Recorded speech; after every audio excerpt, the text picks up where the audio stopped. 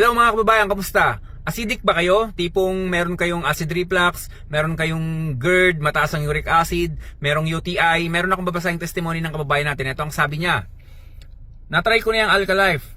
Effective talaga siya. 3 days pa lang akong umiinom na wala ng acid reflux ko. Ang ganda ng pakiramdam ko. So, Alka-Life pa lang iniinom niya, yung yung bato na ibababad mo sa tubig na nagiging alkaline yung tubig natin. Ang alkaline na tubig mga kababayan, panglaban talaga yan sa acid sa katawan. And then lagi niyong isipin, ang acid is ito yung pinaka cause ng maraming sakit ng mga kababayan natin. Nandiyan na yung rayuma, magkakaroon ka ng gout, ayun nga, acid reflux, UTI, GERD, talagang heartburn pa kasama dyan. Kaya kung di mo makokontrol yung acid sa katawan mo, pipinsalain ka nito, maraming magiging